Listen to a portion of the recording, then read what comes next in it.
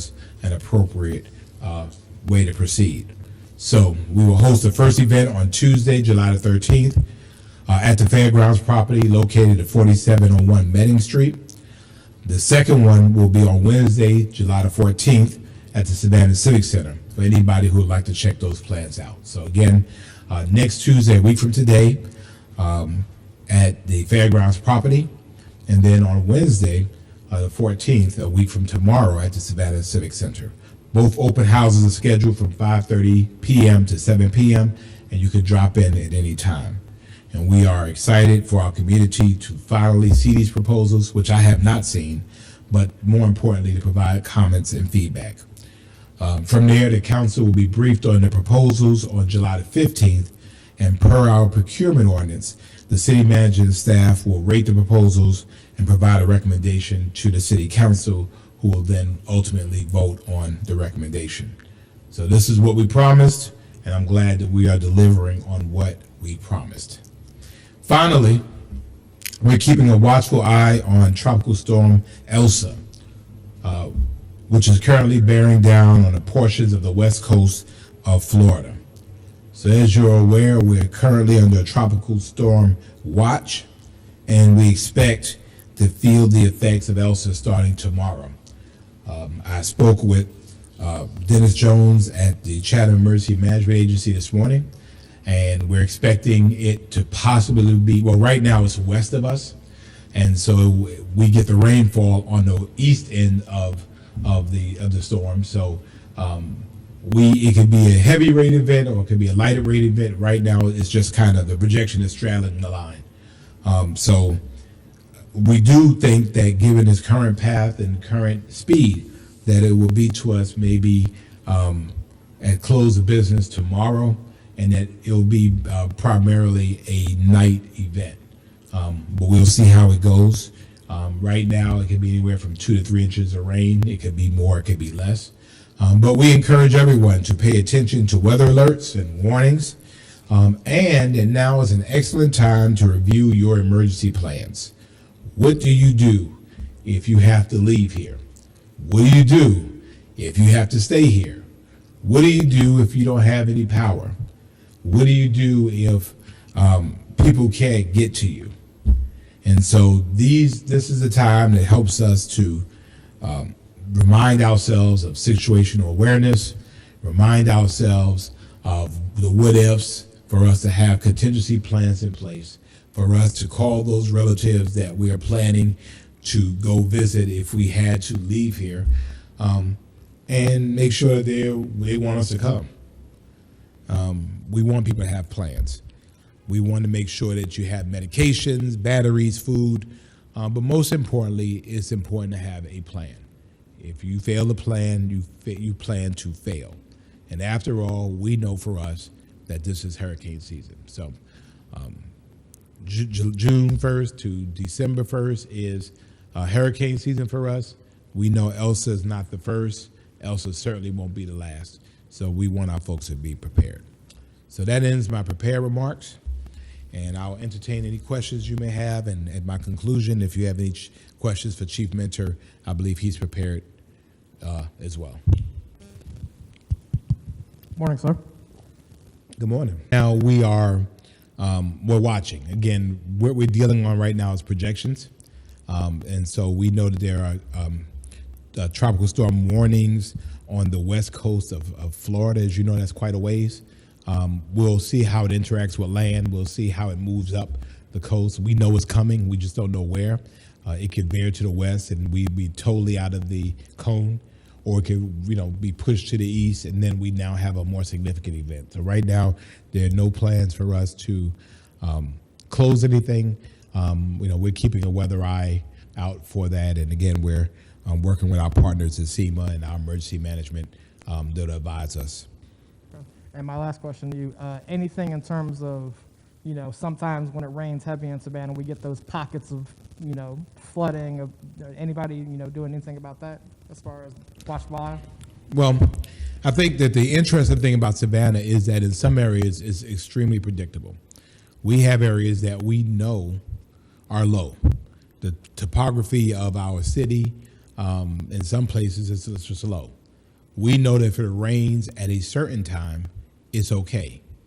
And we don't flood like we used to. We know that some places, if it rains hard enough over a certain period of time and it's high tide, we can have problems. And what comes to my mind is on Gwinnett Street, right at East Broad Street, where you go underneath that train trestle. I mean, that's a basin. I think of Louisville Road, right at, guess that'd be East Lathrop, underneath a train trestle, same issue. I think about MLK and Victory Drive. It's kind of on a slant, and so the water goes there. So again, that's why timing is everything. And I think our citizens should know enough, and again, that when that happens, don't go. I mean, I always see somebody, and again, I have a car that's pretty low to the ground, but I'll see somebody and they're looking, it's like, should I? Should I not? Should I not? And then they try it and they find out, that it's too much. I mean, my car's a little too old and I don't want to put her through that trauma.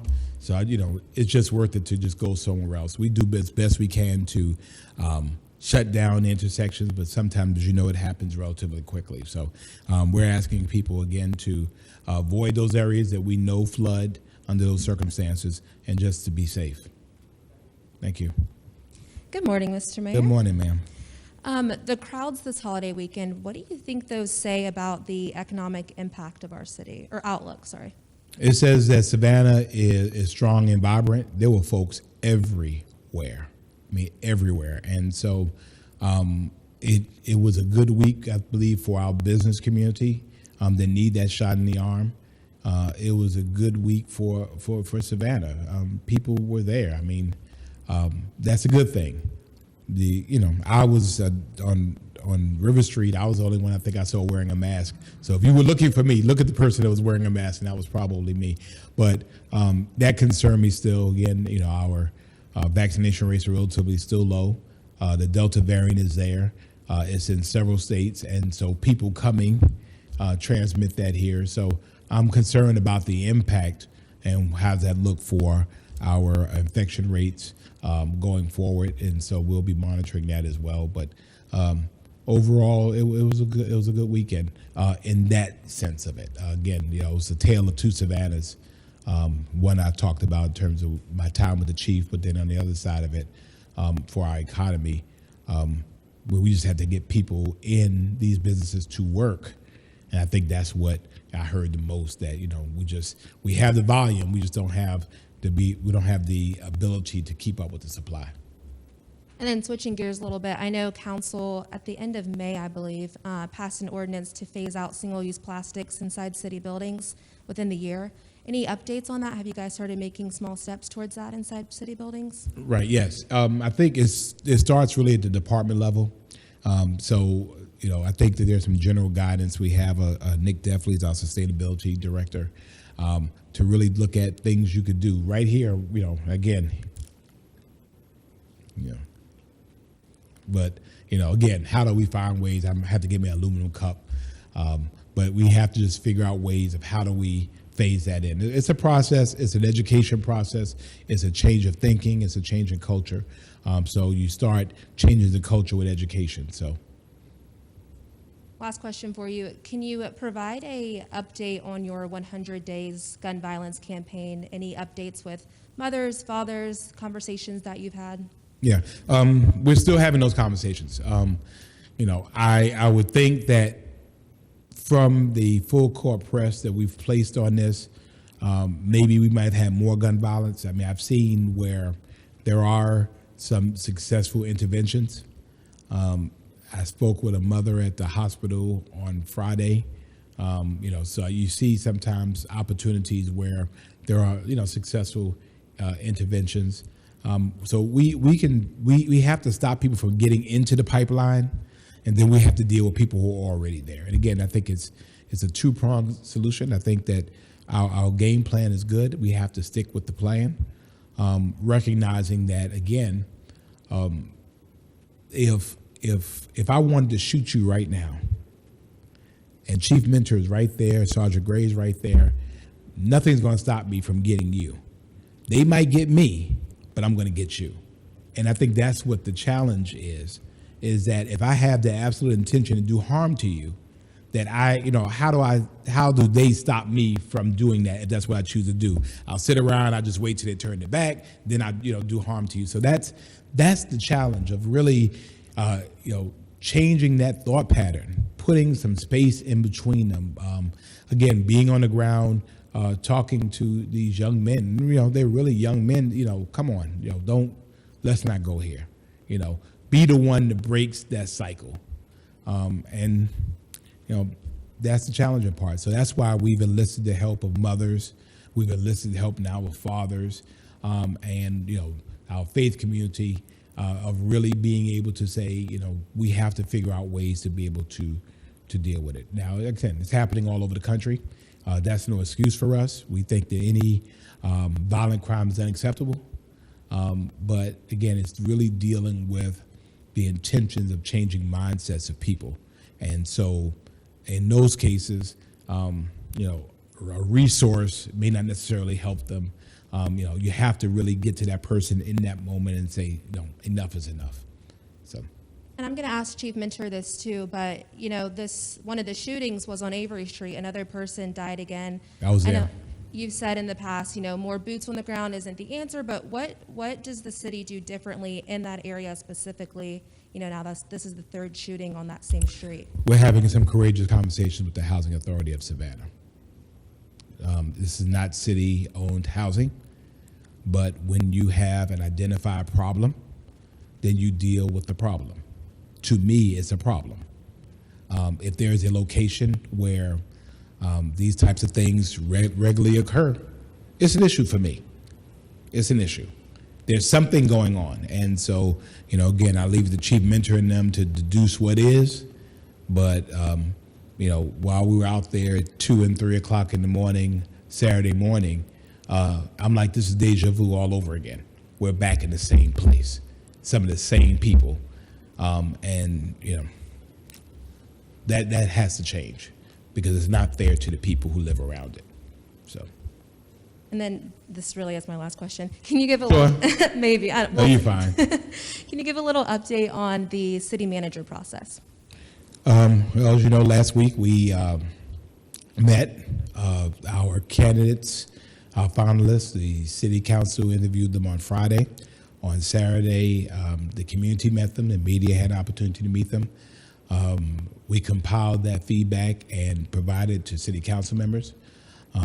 We'll be meeting to just determine whether we can get to a consensus. Now it's about the votes of the 9. And so, again, I'm striving for 9-0 ultimately, even if not initially. But I think that we have candidates that are willing to come on a split vote if that's what it is. The difference was, and people don't want to say this, is that the candidates before were not willing, and I mean understandably so, to leave their homes, leave their jobs, leave their livelihoods to come to a new opportunity on a 5-4 vote. I mean, I wouldn't do it. I'm sure that many of you probably wouldn't. In this case, we have 3 candidates that basically would do it. So I think that changes the dynamics this time. I think that we have some great candidates to choose from. And so it's just a matter of where council falls in on that. And so, my only expectation in this is to get at least a nominated candidate out of this. Thank you. Thank you. Morning, sir. Good morning. We have. And the phone is out. No, put it down. So we do have the executive session meeting today. We do. Is that a big step in finding that finalist, that sole finalist? It's on personnel. So we'll be working towards that process. Okay, that works. And back to the scene at Avery Street. I know you'd mentioned that it's a lot of the similar actors in similar areas. Is it the same as what we saw a couple of weeks back when we had a number of people shot there in that same area? You mean the same? Is it the same location? We've heard that I'll let the chief. It's probably more an investigative issue. But I will tell you, I was on the same block. It was the same block. And, some of the people I saw involved, that were victimized, I saw them. It's like, hey, we're back here again. And so, again, I just think that, you have to identify people, you have to identify locations. And so when those types of things happen, I think that, again, the chief will speak more to that, to the level that he can in the investigative process. But it was like deja vu all over again. And, that's an issue for me. Yeah, well, and as locations go, there's one right here on your back doorstep that Yeah. happened Sunday night as well. So, obviously with locations like that, it's a little harder to predict that kind of an action. Right. Again, fortunately for us, again, it fit the template. Individuals who may know each other, have some issue with each other, so it wasn't random. Fortunately, again, it was at the end of the day, people were gone. For the most part, I was down here earlier. It's the same thing. And we have to remove the means, the motive, the opportunity, and the intention. We got to figure out ways to be able to do that. And, we're working to be able to do that. Again, looking across the country, we've had some cities that really had a extremely rough weekend, or much rougher than we are. Again, we don't take that as an excuse, but we take it that this is an issue that we have to be able to address. A couple of weeks ago, when Dr. Toomey was here, we really talked about being able to address this as a public health crisis, because it is. And how do we work with the state to be able to identify this? Certainly, if not a public health crisis, a mental health crisis, in terms of how do we help to de-escalate people from that moment of rage where they make decisions that they can't pull back. How do we get in between folks that it's like, I'm riding over here, and if I see Sean Evans, and that's the issue. It's like we're riding around, and then there you go, right there. And so then you adjudicate that matter right where you are.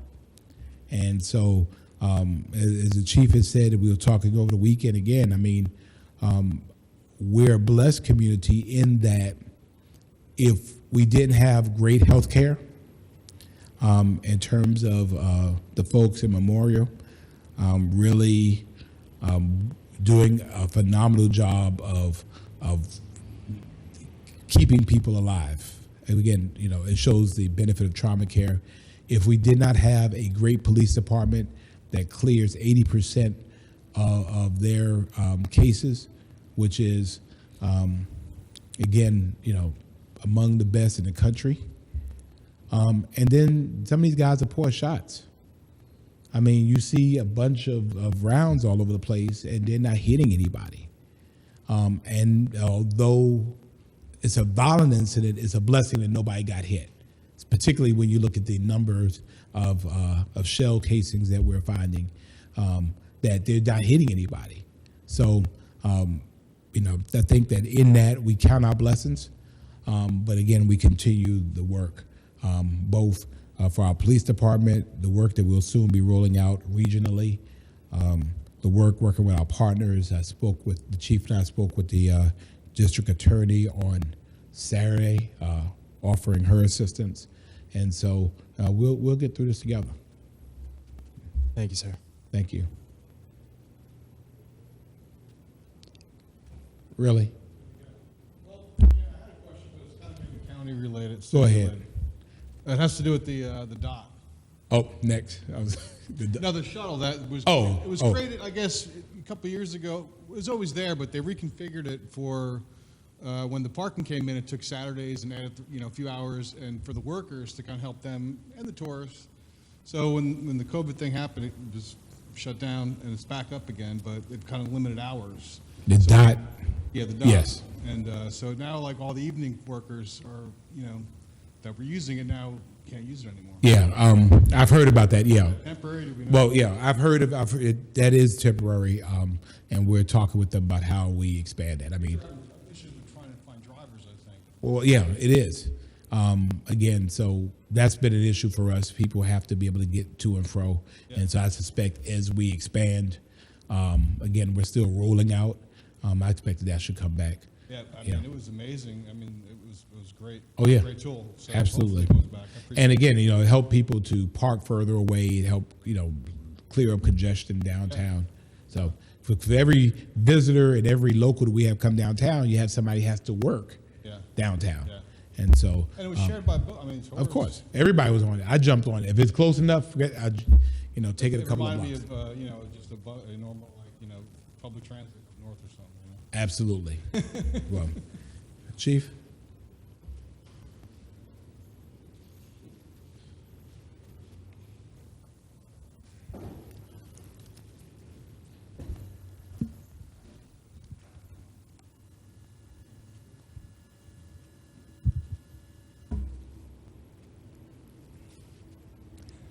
Morning, folks. Morning, sir. Let me start by telling you it was a busy weekend for the men and women of the Savannah Police Department.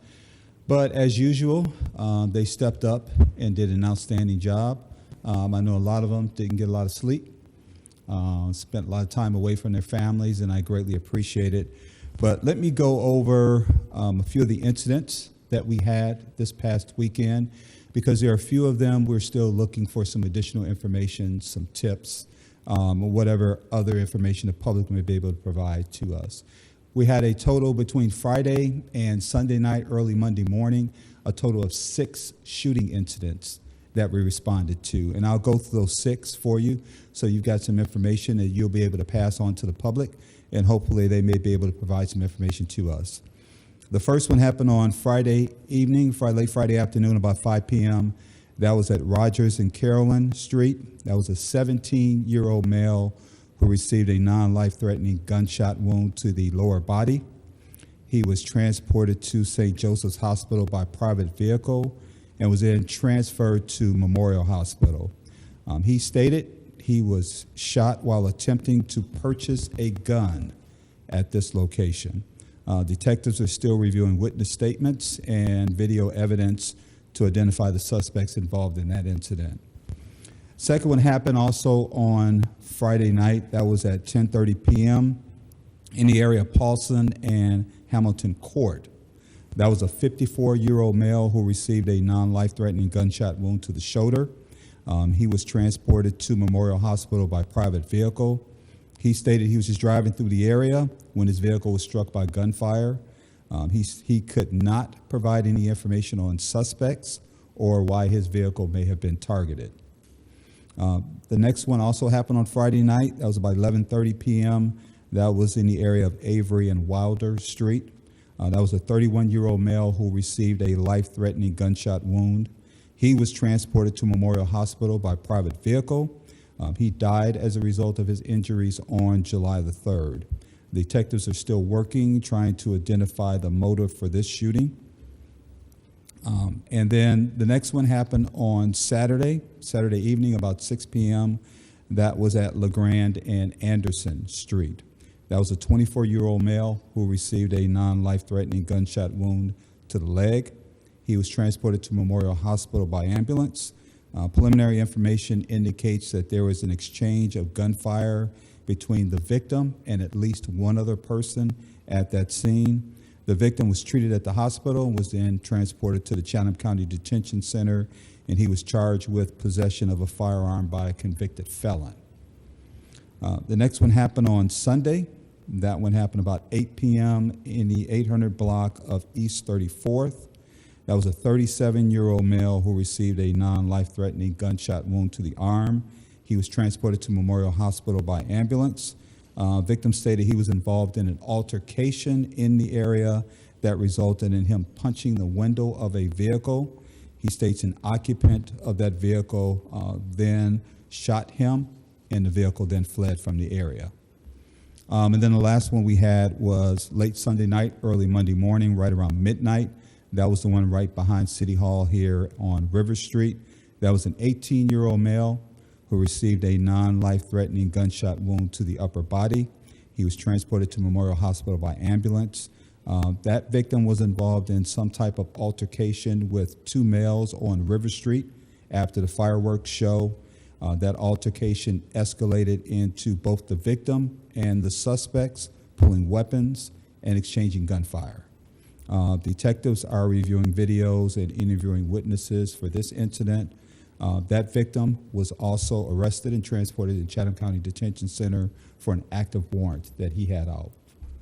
I can tell you, with the exception of, I believe, Hamilton Court, I responded to each one of these shooting scenes, and I'm very proud of the outstanding work the men and women of the Savannah Police Department did on these scenes. What I can tell you as far as follow-up is right now there is no indication that any of these incidents are connected.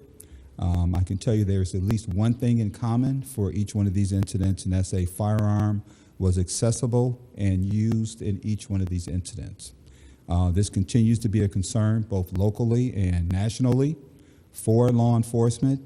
Access to and use of firearms is one of the top challenges for law enforcement all around the country. As you can see from the article I passed out to you, over the holiday weekend, 4th of July weekend, over 150 people were shot, fatally shot, and 400 shootings across the country. I mean, you're looking at New York with 26 victims, 21 shooting incidents, Chicago, 69 shootings, 100 victims, 18 people died, including a 5- and a 6-year-old who were wounded in separate incidents. Cobb County, where they had the triple shooting, Fort Worth, where 8 people were shot during an incident at a car wash, Norfolk, Virginia, where 4 children were shot, ages 6, 14, and 2 16-year-olds. A 15-year-old has been arrested and charged for that shooting. Toledo, Ohio, where a 17-year-old was killed and 11 others were injured during a shooting at a block party. Cincinnati, where a 16 and a 19-year-old were killed. 3 others, a 15, 16, and 17-year-old, were injured during a shooting at a park. And then Dallas experienced 4 homicides. I can tell you locally, community members are fed up with this madness that's going on in our community. What we're seeing is people who would normally stay inside their residence or their apartments and look out of their windows when we were out processing crime scenes are now meeting us out at the crime scene and talking to us and communicating with us. And that's very encouraging to see. So that's what I have as far as a summary. I wanted to provide all of you folks with accurate information so that you can assist us with getting information out to the public. So any questions you have? Hi, Chief. Just a couple from me. So I know we kind of honed in on 4 of those. The other 2 we didn't know about. In any of those cases, was there ever a concern for the public's safety, that there was going to be continuing violence in the area? Again, my only concern is us disseminating that information to the public. If we didn't know that, then we wouldn't be able to convey that to people to let them know that something had happened. Yeah, and Sean, as you know, we always try and get as much information out as we can. What we have right now is just very, very limited information, especially a couple of them. People are telling us they didn't see anything. There's no suspect information. There is some information that detectives are trying to process now, and as they process that information, there may be an opportunity for us to get some information out to the public. Okay. And you mentioned the one that happened here on River Street, that detectives were reviewing video evidence. I know cameras are all up and down this area. The vehicle in that case did get away? Well, I'm not sure about a vehicle. Okay. I didn't receive any information about a vehicle. Okay. Oh, no. I'm thinking of the one where somebody punched the side of the vehicle. Yeah, that was the one elsewhere. Yeah, that was the one over on 33rd. Okay. So I know in the past we've talked about intelligence-based policing, that in areas where we have a higher concentration of crimes, that y'all are focusing efforts in that area or in those areas. Is that still something going on, especially in areas like Avery, Wilder, even down to 33rd Pulse and in those areas where if you look at the crime map, there are frequently blips that pop up? It is still a priority. As you can tell, it was a very busy weekend for us. So we were continuing to try and keep officers in those high crime areas, those hot spots as we call them, as much as possible. Unfortunately, some of these calls for service required officers being pulled out of those areas into other areas and then placed back in those areas. The other thing that was a challenge for us this weekend, the number of shot spotter calls that we had from celebratory gunfire. We keep telling people what goes up eventually has to come down at some point in time. And we had at least one instance that I'm aware of that I believe your story broadcast about a vehicle that we believe may have been damaged by celebratory gunfire. Do you have that number as far as shot spotter calls over the weekend? We do, and I can have Bianca get that to you. Perfect. Thank you, sir. Good morning, Chief. Hey, Ariana. Are all 6 of these shootings still open for investigation right now? Yes. And want to ask you the same question that I asked Mayor Johnson. What is the solution to, this is now the 3rd shooting on Avery Street as far as, I guess my question is, what has the Savannah Police Department been doing between that mass shooting and this one this past weekend in that area? Well, there's a couple of things. We continue to increase our presence over in that area, but I think the big thing that we're doing is working with the Housing Authority of Savannah.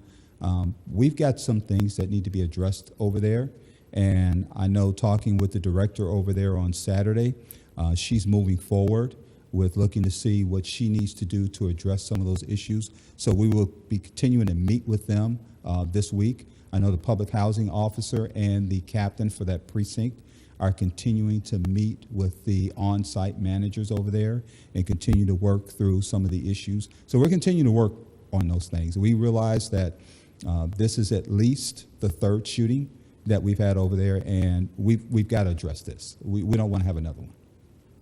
And when we talk about 3 shootings there, how hard is it at the investigative standpoint, to see a bullet hole in the side of the house and say, was this from this weekend or a few weeks ago? How hard is that on your end? Well, of course it's hard. It's concerning, but we want to make sure we do the best job possible so that we don't continue to go over there and continue to find or experience incidents of gun violence. At this point, does it look like this one this weekend was related to that mass shooting a few weeks ago? I'm not sure yet. The detectives are still working through the information they're receiving to try and determine a motive for last weekend's shooting. And are there any updates on suspects from that mass shooting or in the investigation? The detectives are still following up on leads that are still continuing to come in regarding that shooting. Thank you.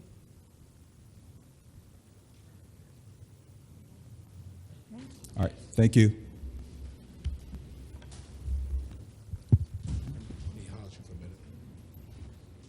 Thank you all.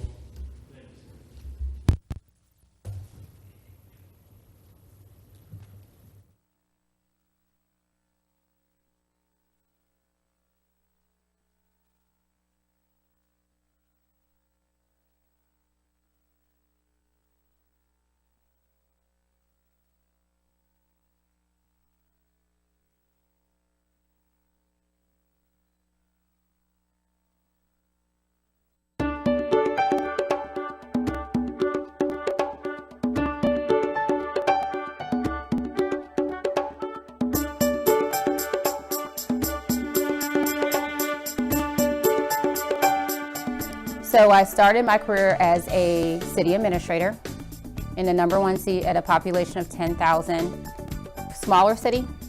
But in a smaller city, what you learn is you learn every type of, it has the same problems as a large city. You have the code enforcement issue, you have the policing issue, you have the fire issue, you have the community engagement issue, everything. But I learned it from the seed. And from that, I've seen that working from a smaller city to a larger city, there's really no difference because you still have the same limited resources. You just have to prioritize efficiently. You still have to make sure you're engaging the population. You still have to be as transparent as possible, and you just have to just do good government. There's a lot of resources that Savannah has, but I think where we struggle with, we just need to continue to make sure we get that communicated out to the people that need them. And that's going to be definitely activating all of the resources of the city and trying to meet people where they're at to get them to the place to where they can access those resources. I also think it's important that we, especially in administration, we have some great personalities and we bridge that relationship with schools. I've been in Savannah or the Coastal Empire for nearly 20 years. I love this town.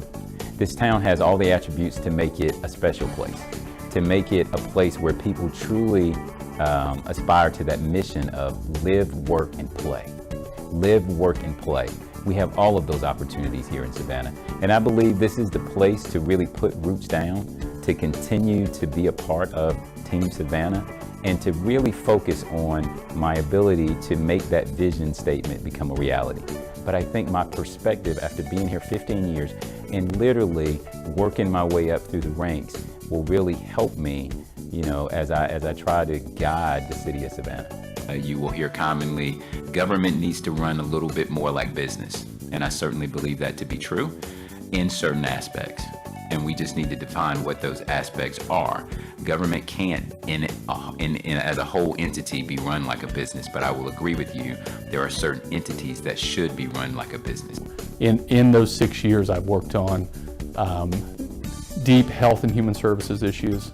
I've also been in charge of leading our internal services cluster, which really focuses on the core business and corporate functions of government. What I think those 6 years have produced for me is a broad range of experience and skills and seeing issues and seeing policy areas where with the right effort, with the right funding, with the right strategies, you can start to see that needle move in the right direction. Public safety has to be at the forefront of every public leader's mind. If people don't feel safe in their community, that kind of feeling and reality can reverberate negatively through every aspect of life and civic life, certainly. So that's a top priority. I think a poverty rate of over about 22% is what I understand. You have to be focused on that as well, and making sure that there's opportunity there for every Savannian, and making sure you're creating pathways to the middle class and pathways to opportunity for every part of the community. I believe that I have led enough department directors. I have been in the forefront of many different projects. I have worked on the community engagement side. I have exposed myself with large budgets, small budgets. I know from multiple perspectives of how things ran. I am probably the only, or I am the only candidate who has been a city manager at one time. And because of that, I understand the weight of the seat. And I am prepared day one to take that weight and be able to execute and do my job. My goals always, when I look at crime, is we have to start looking at it as a holistic approach and not just a policing issue. Many of the areas in which crime happen, there's many other things associated with that. You have blight in the communities, you have trash in the communities, you have poor lighting possibly, and then a lot of people that are living there are underemployed, or they just don't even realize it's what resources have available. So my idea is to really just identify those areas, which we just had the most recent mass shooting that occurred. So we know, unfortunately, what I don't want to be is on the reactive side of, oh, this tragedy happened, so now let's push the resources this way. We need to find a way to try to get on the proactive side to where before it happens, we know that we have a presence in that community. Leadership is important to me. So there's two things I would say is why I want to lead. Leadership is important, and number two, I love Savannah. So let's talk about those aspects. First and foremost, I'm a servant leader. What I mean when I say a servant leader is I want to empower people, my staff, to do more. I think by empowering people, you really get the best out of the organization, and most importantly, you get the best out of the person. With poverty, we have to identify, which we already have, the areas where we have the highest poverty rates, and then we have to identify the individuals in those areas, which we already have done. I can tell you where the top 30 communities where we have the highest poverty rates at right now today. I can tell you within those 30 communities what demographics, specifically females ages 24 to 35 is the highest group that has, or the group that has the most poverty. Next is the females 18 to 24. Next is males 18 to 24. Those are known facts. So once you figure out those facts, then you have to have a targeted approach to address them. That targeted approach starts with education. If you look at my background, education is important to me. If there is anything that has helped me get to the seat that I sit in today, irregardless of the candidate, it is education. sometimes government falls into the trap of thinking about projects only and project managing and what's the budget here and is it on time, but really where government needs to focus on is what's the outcome for people. How is this changing the way that Savannah's day-to-day life is either going to be improved, better, or their opportunities broadened because of the work that the city does. So that's my approach, and that's where I think being an agent of change is going to kind of lives and dies, is your ability to cut through the machinations of government and look through to what the outcome is and making sure you're driving towards that outcome. It takes a lot to do a good job in this space, and that means it takes a lot from everybody, and making sure that you're hearing all of the voices and that you're relying on everybody's skill and expertise to be a part of the productivity. I'm coming in Savannah with no preconceived notions. I'm coming in with no history. I'm coming in with just a fresh eye. And when you're working within an organization, you get used to doing the same thing day in and day out. And not that, but I've been exposed to 2 different organizations before coming to Savannah. So because of that, I can't do anything but change. But what I need to do is I understand that the staff has been through already a lot of change. So I have to find a way to keep them rolling in the same direction, but yet making small little tweaks so that I'm not throwing them off again, because what you don't want to do is continue to have inconsistencies with staff. You have to make your improvements, but do it in a way to where you're blending the old and the new, and that will be my goal. We got to really get out there and get our feelers out and let people know and engage them in the spaces that they feel safe. And we know what those spaces are because they go there. So we just need to go there. So the goal is to let them know that we are flexible enough to come to them rather than expecting them to come to us. And then start being consistent and showing up. With that distrust is because they're so used to people coming in when an event happens but leaving. We got to make that a consistent practice to show that we're going to be visible in their community day in and day out. And it doesn't necessarily have to be just the police. It can be just the public services, or it can be, it's just somebody that's representing the city doing something great in their community. So I think consistency, staying truthful to what we say we're going to do, being there when we say we're going to do, and following through with what we say we're going to accomplish is the key to building back that trust for the community. Whether I'm really talking about, the engineering aspect, or I'm talking about coaching, or I'm talking about, sports and athletic things, I'm very balanced, well-rounded.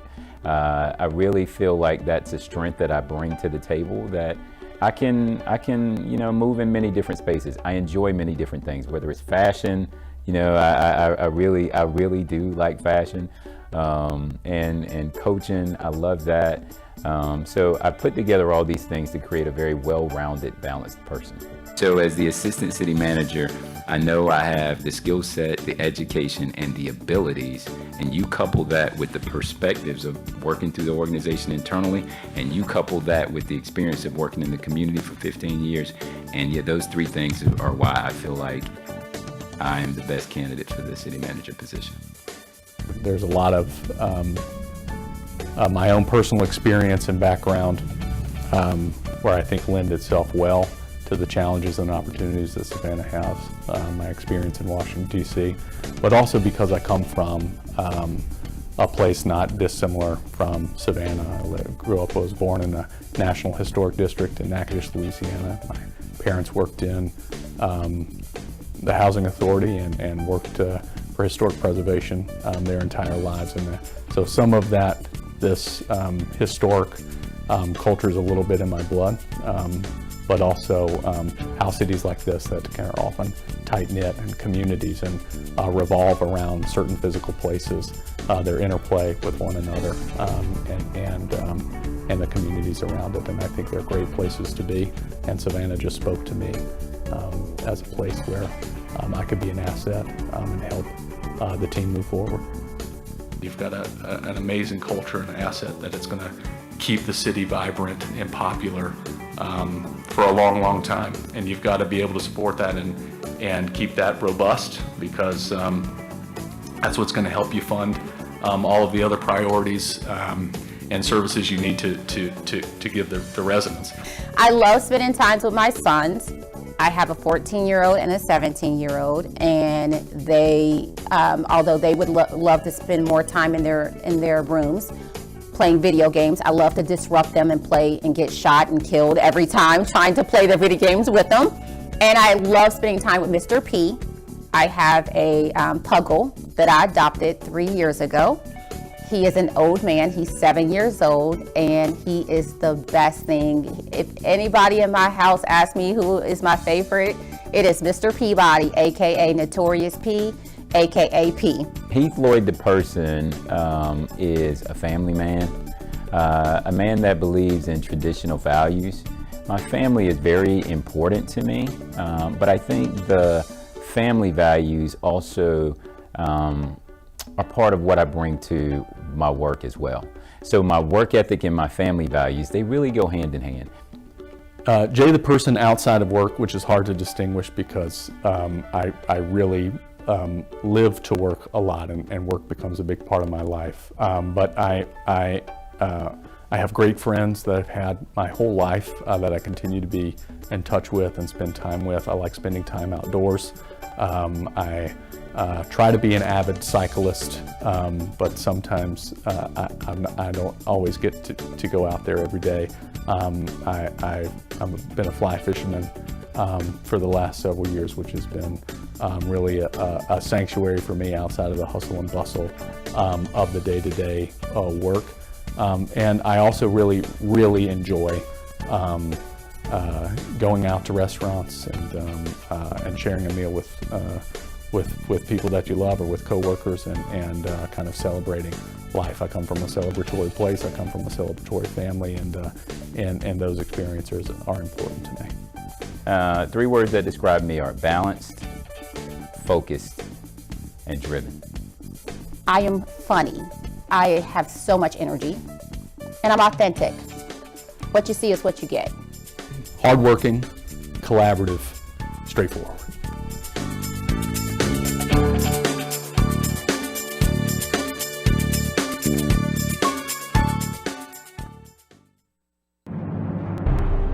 I am a father. I am a grandfather. I am an uncle. I am a son. I am a pastor. I am a leader. I'm a mentor. I am a Savannian. I care about my city of Savannah. I love my city. I go hard for my city. Violence has no place in our community. Crime has no place in our community. So I am standing up. I am speaking out.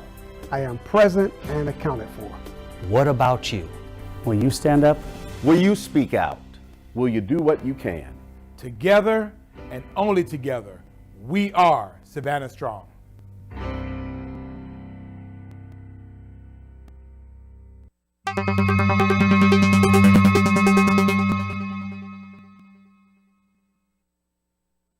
Hey you, you, stop casually scrolling through TikTok and pay attention. Tired of restrictions on all the fun things we used to do? Instead of going to football games, we're watching the game on Hulu. The only way we stop the virus and get back to normal is by knowing the facts, like the ones on your screen right now, and getting our vax. I got mine, what are you waiting for? Get your vaccine now, unless it's 1 in the morning, then just make an appointment online before you go to bed. Now, back to the episode of Supermarket Sweep you've seen 15 times. Seriously, get your vaccine.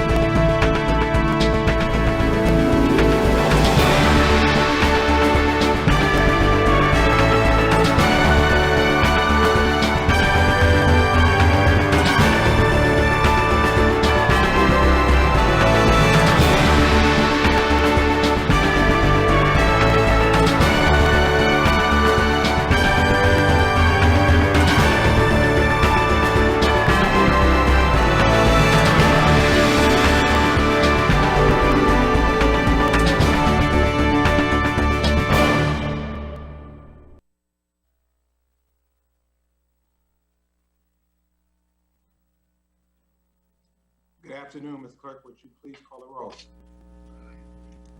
Sir, Mr. Mayor, Mayor Van Johnson. Present. Mayor Pro Tem, Dr. Estella Shabazz. Let's see her. Alderwoman Keisha Gibson Carter. Present. Alderwoman Alicia Miller Blakely. Present. Alderwoman Bernetta Lanier. Present. Alderman Dietrich Leggett. I saw him earlier. Did we lose him? Alderwoman Linda Wilder Bryan. She's got her hand up. She's on the road. Alderman Nick Palumbo. Here. And Alderman Curtis Purty. Present. Here he is. Mr. Mayor, you have a quorum. Thank you, sir. I call this council workshop of the Savannah City Council to order. Alderwoman Lanier, if you would not mind leading us in a word of prayer. Certainly. Good afternoon, everyone. Father God in heaven, thank you for another day. Thank you for another opportunity to call upon your holy name. Lord, we ask you to come into this place. We ask you to sanctify this meeting. We ask you, Lord, to guide this meeting and guide our hearts and our hands and bind them to yours, Lord Jesus. We ask you, Lord, to forgive us for all our sin. We ask you, Lord, to bless our city, to bless this council, to bless staff, Lord. We ask you to bless each and every person that reside, that is under the sound of my voice, and those, Lord, that we govern over. Thank you for all your many blessings. Continue to bless and keep us, Lord. Lord, allow us to be instruments of your will, Father God. These and all of the blessings we ask in the name of your precious Son, Jesus, we pray. Amen. Amen. Thank you so much, Alderwoman. We appreciate that. So, ladies and gentlemen, our workshop agenda today, and time is 4:02. The city manager, again, we're trying our best to get to that hard stop. Again, the staff needs some time to transition from things that have to happen between workshop and our actual meeting. So please understand when we get to that point, I'll kind of start saying that we're getting close to that. That being said, today we'll be talking about enterprise zone renewals and retail development areas and strategies. And then as we have discussed with the city manager, upcoming workshops, he'll give an update of some of the workshops that we'll be having based on the input that we received and the information that he has regarding some of the things that we have expressed concern about. So that being said, Mr. City Manager, it's on you. Good afternoon, sir. Good afternoon, Mayor and members of council and the clerk and the city attorney. As the mayor said, this workshop would have two focus areas. One would be the renewal of our enterprise zones, and I think you're very familiar with that.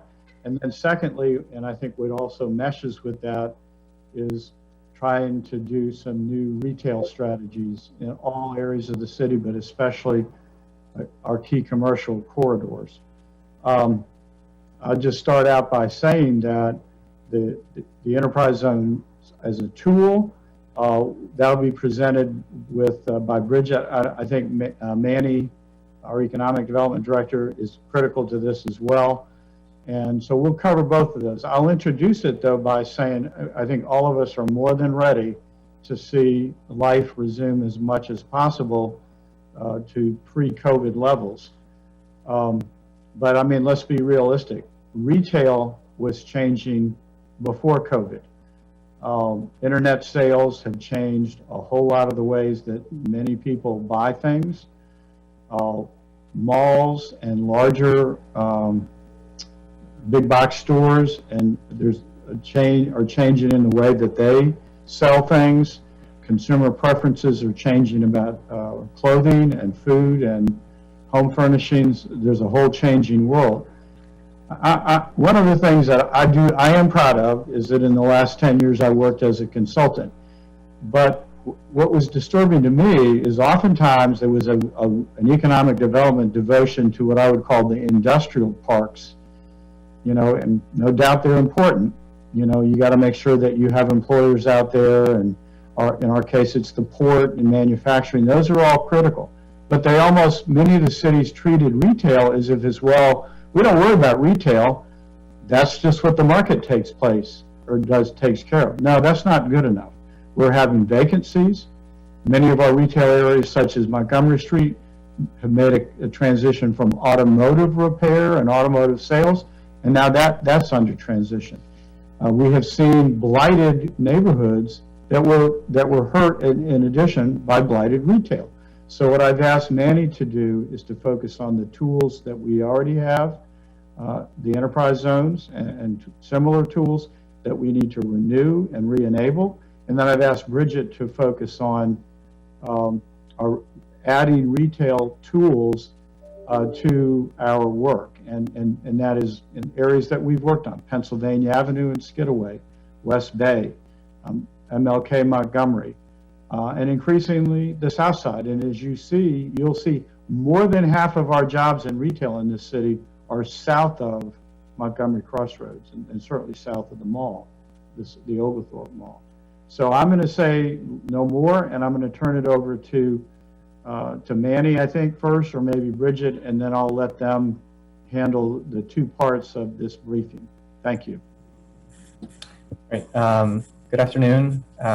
Thank you, City Manager. My name is Manny Dominguez. I'm the Director of the city's Economic Development Department. Hopefully you all can hear me. I had some technical difficulties, which I know has been the reality for the last year or so. But just to sort of give us some background, my colleague Bridget Liddy is here with us as well. She'll be talking a little bit about our retail redevelopment areas, and I will be focusing on some of our incentives. So I'll start with that. Again, thank you for having us today. Just to give kind of a fairly broad overview, but I think it's important to give some context. Here is a map of our incentive zones. You can see we have incentive zones both at the federal, state, and local level. Wait a second, Manny. We got to get the briefing materials on the screen. Oh, I apologize. Let's see if I can. Okay. Maybe that'll be over with soon, the screen business. Yeah, it's not letting me share it.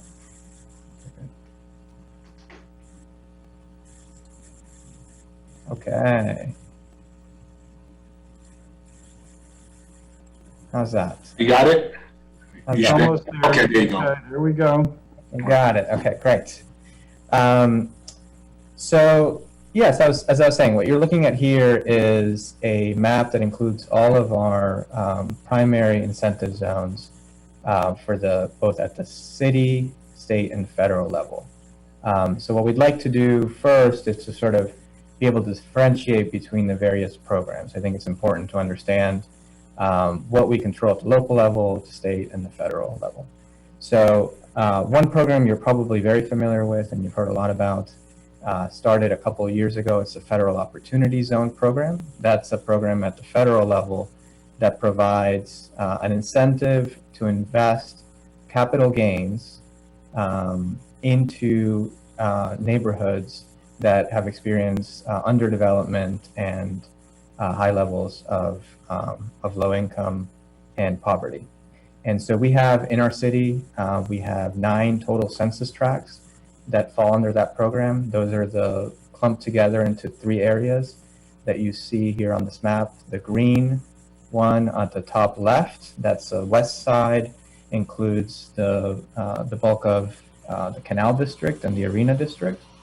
That's an opportunity zone that has a handful of census tracts within it. Just east of that, on the other side of our downtown, is the East Side Opportunity Zone. That's that blue area. And then on the south side, we have a third area that's orange. That's our South Side Opportunity Zone. And we'll go into more detail about each of those in later slides. At the local level, we have what's called an enterprise zone, and I want to really focus on that during this presentation. That's our primary tool to drive both job creation and investment into our target corridors here in Savannah. Those are yellow. They're fairly small, but hopefully you can see them. We'll zoom in a minute. The largest one on the west side is our MLK and Montgomery Street corridor. That's our enterprise zone on the west side. We have the Waters Avenue corridor on Waters Avenue, obviously, that's our newest zone. And then on the east side, Pennsylvania Avenue, which you all are very familiar with. That's the site of Savannah Gardens, a development that we'll talk about in a minute. In addition to that, we have some state level zones that are governed primarily by Department of Community Affairs, DCA. These are military and state opportunity zones, not to be confused. Opportunity zones at the federal level, they operate entirely differently and are managed by an entirely different entity. What these do is they provide job tax credits, and I'll talk about that in a minute, but they provide up to $3,500 in job tax credits for businesses creating jobs in these areas. And as you can imagine, the military zones are surrounding Hunter Army Airfield in low-income census tracts and less developed census tracts around the military facility. And then we have what's called the West Downtown Opportunity Zone, just west of downtown near West Bay Street. And last but not least, a few years ago, the state legislature created what is called the Savannah Logistics and Technology Corridor. That provides it's a corridor designed to attract logistics technology companies to our area, primarily overseen by our partners, our great partners over at the Creative Coast. And it creates sort of a series of programs and initiatives and marketing and promotion in order to increase our share of logistics technology companies in the sort of the red area that you see there.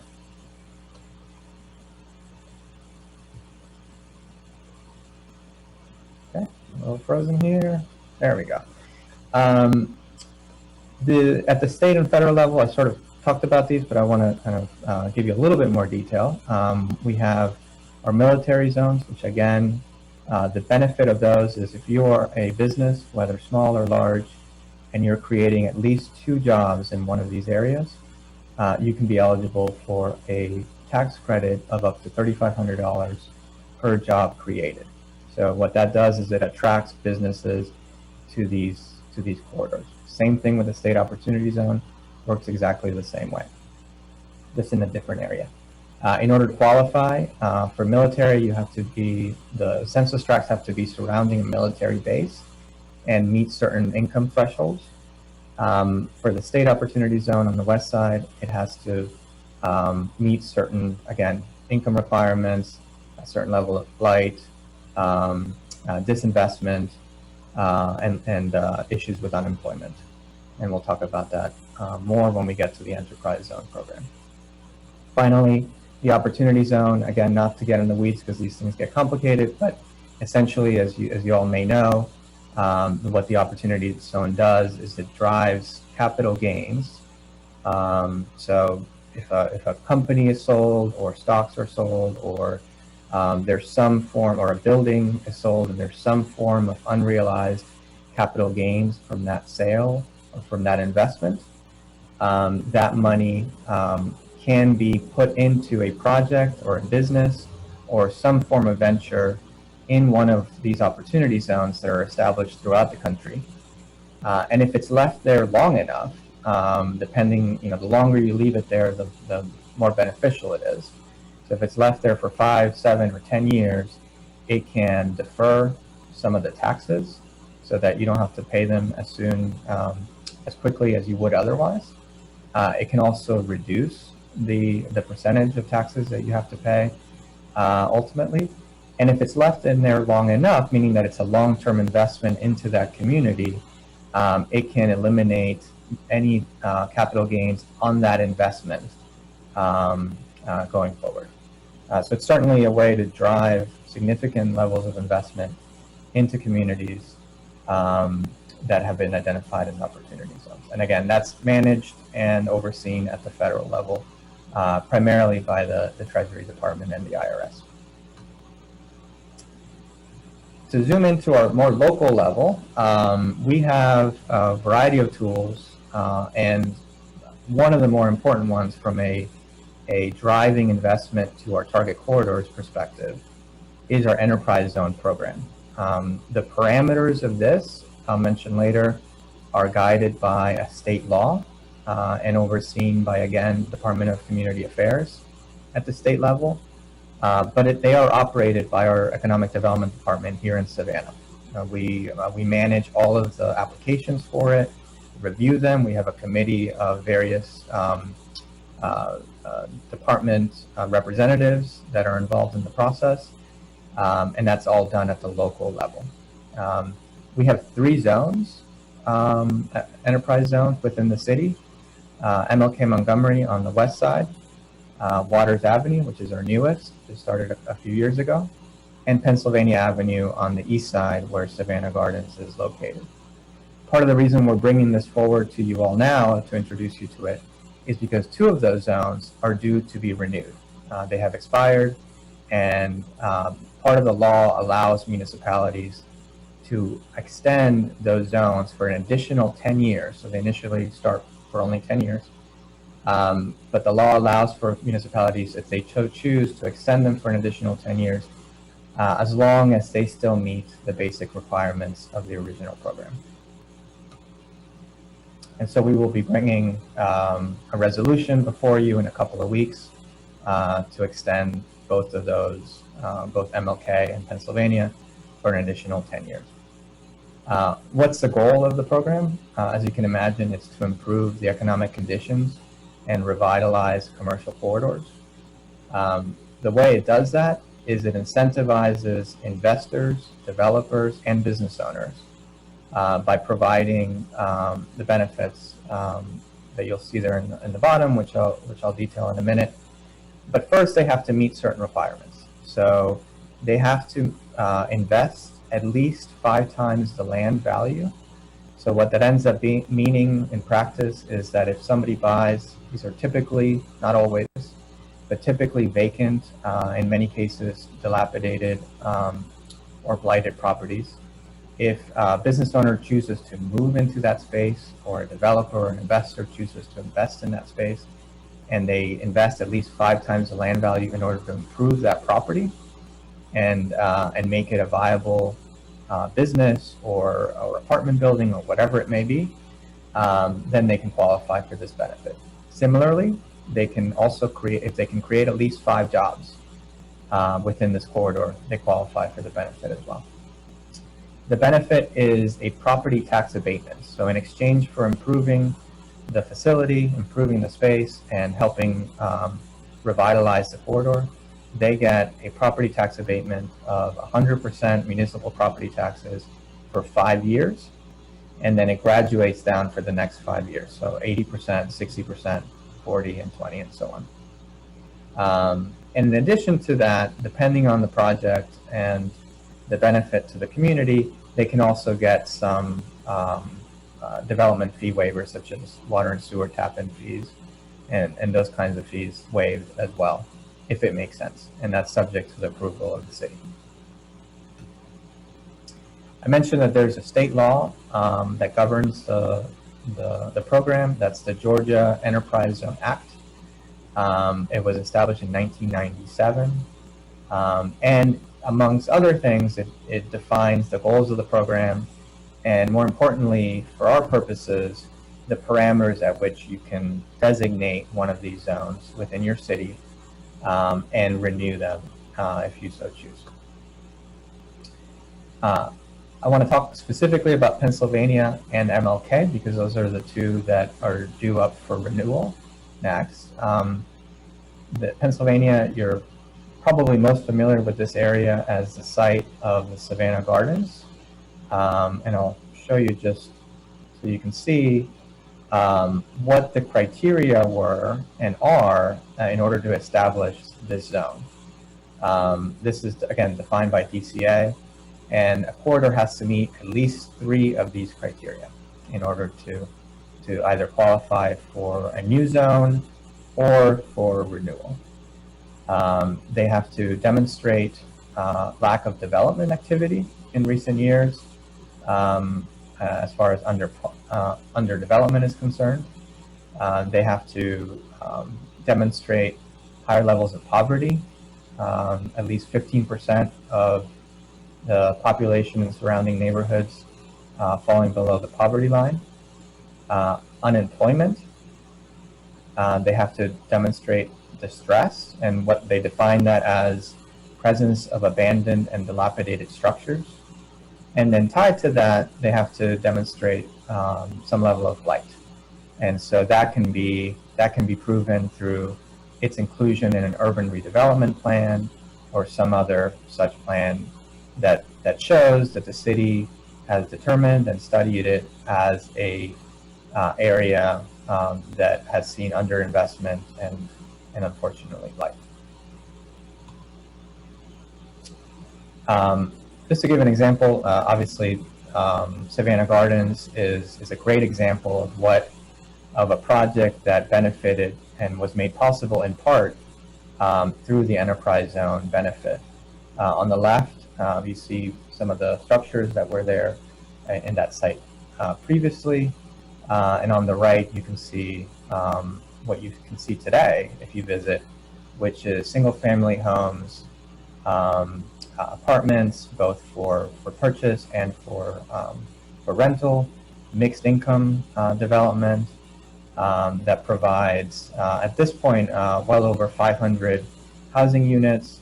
And I'm happy to report phase 6 of the project has already started, which will add another approximate 85 units to the site, creating a really viable, vibrant community where there were previously lots of sort of vacant, boarded up buildings.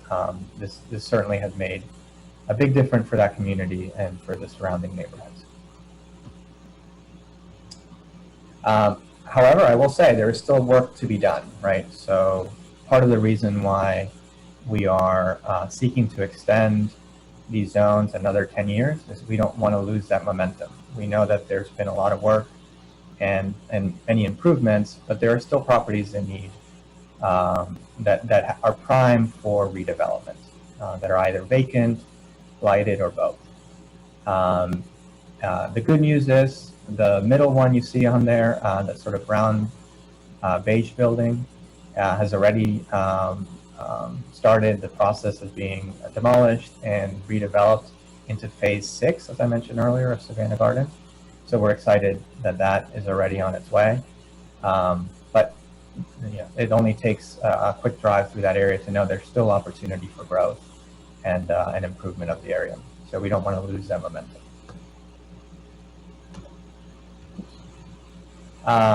Next, I'll move to Martin Luther King Jr. Boulevard and Montgomery Street on the west side. You're very familiar with this corridor. A lot of really amazing history as a vibrant commercial corridor in our city that for some decades has seen some underinvestment and unfortunately some vacant properties.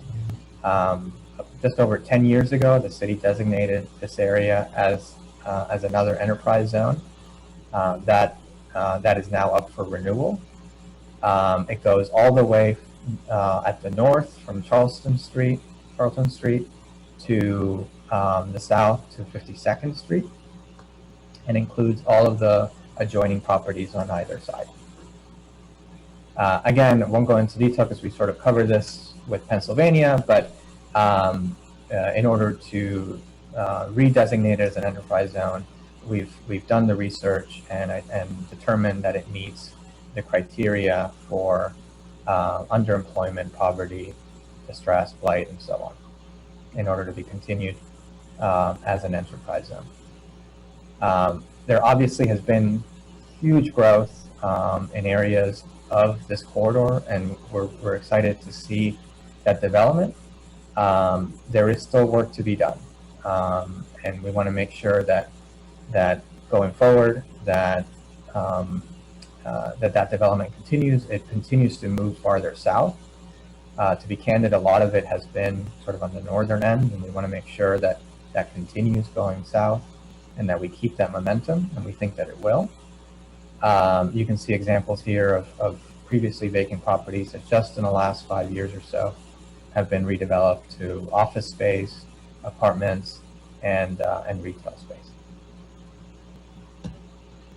Okay, and before I hand it off to Bridget, just want to sort of say, you know, we are we certainly know that these enterprise zones aren't the only solution, right? They're just one tool in our toolbox. Bridget will go into more detail about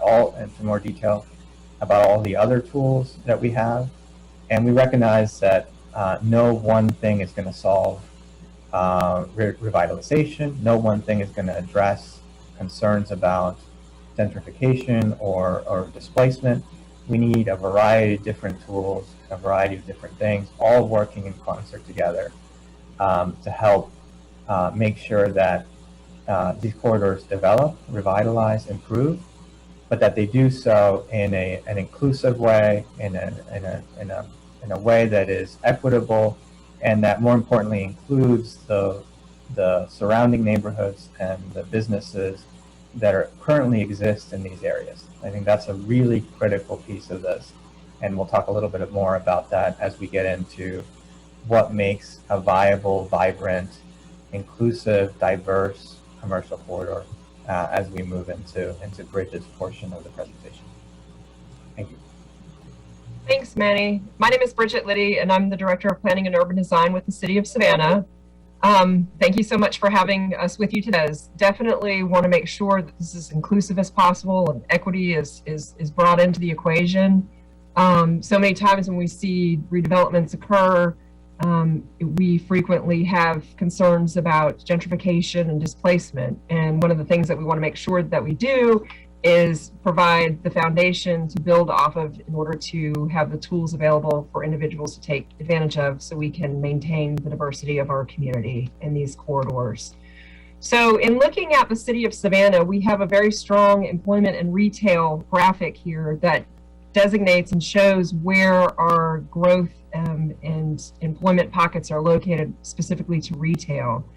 Almost 100,000 jobs are in the Savannah area, and of those, 12% represent the sector of retail. And with that, that's, if you go to the next slide, Manny, the retail trade industry represents 12% of that breakdown of almost 100,000 jobs, and that's fourth immediately following accommodations, healthcare, and administration.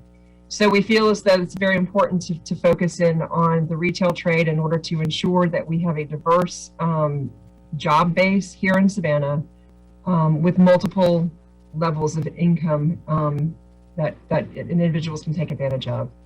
So as we look at current issues within the context of our commercial corridors, as Manny had said, the Department of Community Affairs has several different items that they look at when they determine if a corridor is under distress.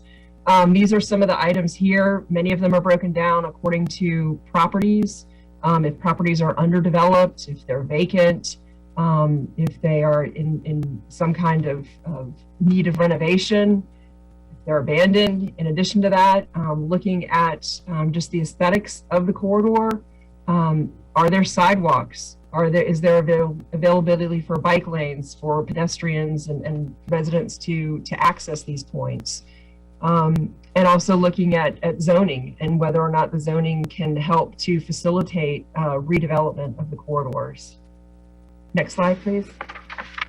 So when we look at creating a revitalization strategy for the retail and neighborhood corridors, we want to create corridors that are viable, meaning that there's a concentrated mix of residential and commercial properties in and around the area, that it serves a range of income levels, and once again, mobility options being key to provide access to these areas, and providing walkable blocks so people can shop, enjoy the various amenities that are offered in the area. One of the key features of wanting to focus in on having viable corridors is that it creates jobs for residents of our community. In addition to that, it increases taxes, the tax base, and it provides a better quality of life for our residents. Now, in looking at some of the best practices, what other communities are doing, we have 3 examples today. They do represent communities that are much larger than ours, but we can always learn from our peers as to what kind of best practices they're using in order to ensure that we're capturing that and possibly implementing that here in Savannah. So there is no silver bullet solution to creating successful neighborhood corridors, but there are a lot of examples out there. And so in looking at Philadelphia, they created a commercial corridor policy agenda back in 2017. And with that, they recognized that the neighborhood community corridors were economic arteries to Philadelphia. They focused on job creation, local access to goods and services for their residents, and attracting new investment, both residential investment as well as business investment. You might wonder how they went about doing that. They focused on 4 key things: making corridors clean, safe, and attractive, supporting neighborhood-based small businesses, strengthening the capacity for economic development, and looking at vehicles and ways to communicate better with the area, with city services and how it's being delivered, making sure that lines of communication were open as far as when services were going to be occurring, as well as identifying issues that needed to be addressed. The second example that we looked at was Charlotte, where they have a program called Corridors of Opportunity. And what they did is they looked at community corridors as serving as a link that connects people to the resources and the businesses that they need to live and thrive. So within the city of Charlotte, they have identified 6 corridors that they're honing in on.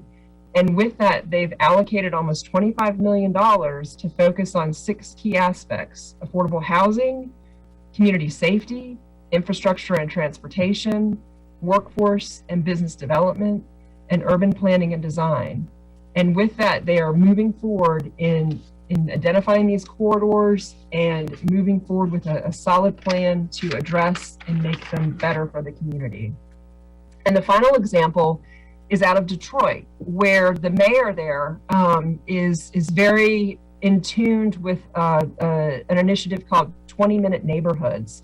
Many of y'all might have heard about that, but it's basically creating pedestrian-friendly commercial corridors that contain amenities that serve the neighborhood, like grocery stores, pharmacies, restaurants, and other retail services. And with that, these corridors are outside of the city center, so they're not in the downtown area. They can be in the suburban area, urban suburban neighborhoods, and alike. So what Detroit has done is they obviously have a much larger population than we do, but they have approximately $125 million that they're using to help revitalize 23 commercial corridors. And what they're doing is they're using 80 million of that to assist with infrastructure, which would be landscaping improvements, bike lanes, improving street parking, and providing opportunities for wider sidewalks to provide that outdoor dining experience. The remaining 45 million is going back into the community to improve sidewalk connections so individuals can actually get to these commercial corridors. And this, if you go back really quick with this particular slide, when these communities were determining which corridors to focus in on, they went through very different approaches in reference to figuring out how they determined what corridors they would have to focus in on with the resources that they had. Next slide. So when we look at revitalization strategies for these corridors, many of them are listed on the screen that you see. We can learn from a successful corridor that we already have, which is Broughton Street, where the city of Savannah did extensive streetscape improvements like we're doing now to help with revitalizing the corridor. This picture here is Waters Avenue, where we have a 3-phased approach. I think almost $3 million is going into the improvements of Waters Avenue with new sidewalks, street lights, other amenities in order to provide the foundation of public investment, which will hopefully be matched by private investment in order to help facilitate the revitalization of the corridor. Obviously, other items need to come into play. Business and property development incentives need to be definitely on the table, similar to what Manny was talking about previously with the Waters Avenue enterprise zone, is definitely something that individuals are looking at. Other key features are making sure that we have linkages to the residential aspects of the community to ensure that the commercial development occurs. And critical to all of these programs and researching them, it's critical that we engage and support people who are living, working, and traveling along the corridors. So with our efforts, we've kind of identified a list of about 15 different corridors within the context of the city of Savannah that could potentially qualify as these commercial corridors. And a list of them is here. Next slide. So if we look at north of Durin, with going back to that the map that we were looking at earlier, which designates the number of jobs per square mile and the number of jobs in the immediate vicinity, we can see that the area of north of Durin is very much an active area for our employment base. Next slide. When looking at the data, once again, the retail trade industry is the 4th largest within the context of this specific geographic area. And if we go ahead and kind of look at some of these corridors, one of them is Pennsylvania Avenue, which has a lot of unique challenges and opportunities. This is just an image at the 5 Points intersection of a pretty large vacant lot that has an opportunity for redevelopment. You might be familiar with it. It's directly diagonally across from the McDonald's, which is currently undergoing renovation right now. Next slide. Further south along Skidaway Road, we've got a former restaurant, Larry's, that has closed down and has been vacant for a little over a year. That's another opportunity that is available. And keeping in mind with these two slides, I mentioned the McDonald's on the previous slide, and then we've got Dairy Queen here. One of the things that we really want to keep in mind is making sure that we have healthy food access along these corridors to help support our residents and our community. Next slide. Many of these corridors, some of them, actually not many of them, but some of them have gone through extensive studies that we do have available to us.